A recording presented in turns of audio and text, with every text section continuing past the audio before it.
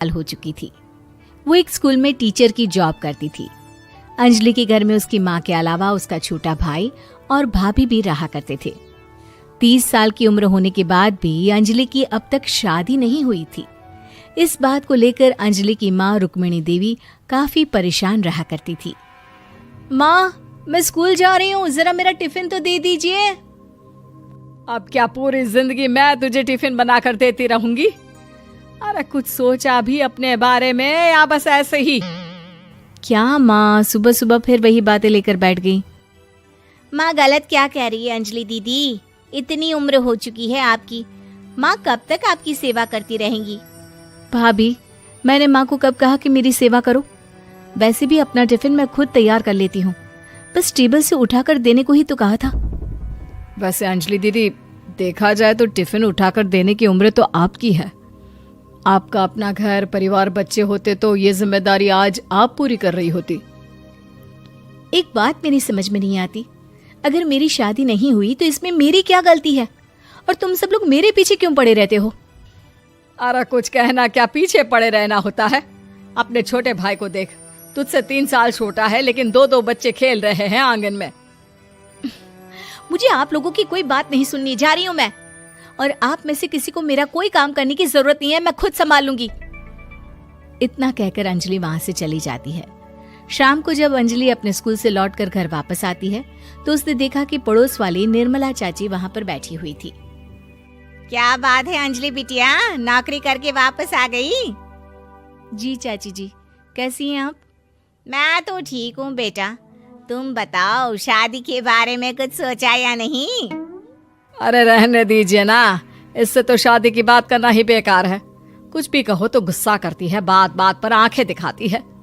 माँ, आप ऐसा क्यों कह रही हैं? मैंने कब आप पर गुस्सा किया? अरे अंजलि बेटा, तुम्हारी माँ ठीक ही तो कहती है, 30 की होने आई हो, अब तुम्हें भी शादी वादी कर लेनी चाहिए। चाची जी, आप तो ऐसे कह रही हैं जैसे शादी करने से मैंने मना किया हो। रहने दीजिए निर्मला चाची, हमारी अंजलि दीदी को अभी तक उनकी पसंद का दूल्हा नहीं मिला ना, इसीलिए वो शादी नहीं कर रही। भाभी, ऐसी कोई बात नहीं है। अरे तो फिर क्या बात है? तुम्हारी माँ ने तुम्हारे लिए इतने रिश्ते ढूंढे लेकिन तुम्हें कोई पसंद ही नहीं आता। क्या है ना चाची जी, हमारी ननद रानी नौकरी जो करती है ऐसे ही थोड़ी ना किसी को पसंद कर लेंगी। अरे भाई, नौकरी का घमंड है तो बात अलग है, कोई और बात हो तो बताओ, कोई रास्ता निकाला जाए। नहीं चाची जी, कोई बात नहीं है, बस मुझे अभी तक अपनी पसंद का कोई मिला नहीं है।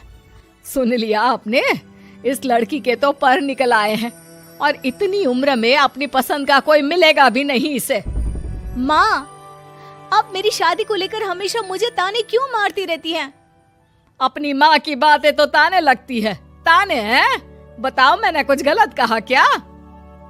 देखो, ये सब छोड़ो, मेरी दूर की बुआ का बेटा है, उसकी अभी शादी नहीं हुई है, उम्र होगी कोई 34-35 साल। आप कहें तो बात आगे बढ़ाऊं? अरे हाँ, क्यों नहीं, ये भी कोई पूछने की बात है। अरे जल्दी से लड़के को यहाँ बुला लो। माँ, आप मुझसे पूछे बिना मेरी शादी की बात करने जा रही हैं और मेरी उम्र 30 भी पूरी नहीं हुई है। निर्मला चाची कह रही है कि वो लड़का 35 साल का है। अंजलि दीदी, आपको क्या लगता है इस उम्र में कोई फिल्म का हीरो आएगा आपके लिए? देखिए, अब पसंद और नापसंद की बात तो रहने दीजिए, पसंद करने की उम्र तो आपकी निकल चुकी, अब तो जो भी मिले उसी से शादी कर लीजिए, इसी में भलाई है। तेरी भाभी बिल्कुल ठीक कह रही है, अब जैसा रिश्ता मिले उसके लिए हाँ कर देना ताकि हम भी गंगा नहाए। ठीक है, चलिए मैं उस लड़के को कहती हूँ, वो कल ही अंजलि को देखने आ जाएगा। अगले दिन निर्मला चाची के दूर का रिश्तेदार अंजलि को देखने उसके घर आता है। उसका नाम था अजय। अंजलि जी, तो आप नौकरी करती हैं, वो भी स्कूल में? जी हाँ, मैं स्कूल में टीचर हूँ।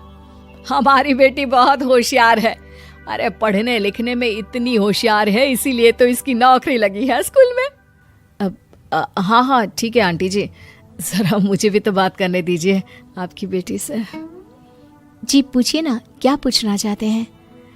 अंजलि मैडम, ये तो बताइए कि आपने अभी तक शादी क्यों नहीं की? बस ऐसे ही, कहीं कोई रिश्ता पसंद नहीं आया इसलिए। लेकिन क्या मैं आपसे पूछ सकती हूँ कि आपने शादी क्यों नहीं की? अंजलि, क्या कर रही हो तुम? लड़कियों को इस तरह की बातें नहीं शोभा देती। रहने दीजिए आंटी जी, आपकी बेटी काफी पढ़ी लिखी है, मैं उनके सवाल का जवाब दे ही देता हूँ। वो क्या है ना, मुझे भी अभी तक अपनी पसंद की कोई लड़की नहीं मिली। अच्छा, कोई बात नहीं। वैसे आपकी तनख्वाह कितनी है? कितना कमा लेती हैं महीने का? जी यही कोई 25,000 महीने। बस 25,000? इतने से क्या होता है? इतने से तो आजकल घर भी नहीं चलता। आपके कहने का क्या मतलब है? अरे मैं तो ये सोच कर आया था कि नौकरी वाली लड़की है, आराम से 40,000 कमाती होगी। माफ कीजिएगा, आपका और मेरा रिश्ता नहीं हो सकता। जी कोई बात नहीं, मुझे भी आपके साथ शादी करने में कोई इंटरेस्ट नहीं है। अंजलि, किस तरह की बात कर रही हो? घर आए रिश्ते को ठुकरा रही हो तुम। दीदी, अब इस उम्र में आपको इतनी अकड़ नहीं दिखानी चाहिए। अच्छा खासा रिश्ता हाथ से निकल गया, कहीं ऐसा ना हो कि जिंदगी भर कुंवारी ही रह जाओ आप। कुछ दिन और ऐसे ही निकल जाते हैं और अंजलि की शादी कभी नहीं होती। अंजलि के परिवार वाले बिंदास उसे ताने मारते रहते हैं, लेकिन अंजलि एक बड़ी नौकरी की तैयारी करती है और उसमें सिलेक्ट होने के बाद अंजलि को एक बहुत बड़ी नौकरी मिल जाती है। अब तो दीदी के नखरे और भी ज्यादा बढ़ जाएंगे भाई, अब तो इतनी बड़ी नौकरी जो लगी है, अब इनकी शादी होने से रही। माँ, मुझे नौकरी के लिए दूसरे शहर जाना पड़ेगा। आप जानती हैं ये बहुत बड़ी जॉब है और इसमें पैसे भी बहुत ज्यादा मिलेंगे। अच्छा, कितने पैसे मिलेंगे बेटा? माँ, मुझे हर महीने 90,000 सैलरी मिलेगी। क्या? अरे वाह वाह, ये तो बहुत अच्छी बात है। लेकिन फायदा क्या? कितने भी पैसे मिले, शादी तो हुई नहीं ना तुम्हारी। अंजलि नौकरी करने के लिए दूसरे शहर में चली जाती है और जब कुछ महीनों के बाद वो वापस घर आती है तो उसे अपने पति के साथ देखकर उसके घर वाले हैरान रह जाते हैं। अरे अंजलि, तूने शादी कर ली और हमें बताया तक नहीं। और दामाद जी करते क्या है? इतनी बड़ी कार है उनकी। माँ, मैं आपको सब कुछ बताना चाहती थी, लेकिन आप सबके ताने सुनकर बहुत दुखी हो गई थी और इसलिए मैंने अपनी पसंद से शादी कर ली। मेरे पति मेरे साथ ही ऑफिस में नौकरी करते हैं और बहुत बड़े अफसर हैं। और एक बात बताऊं माँ, आज मैं बहुत खुश हूँ।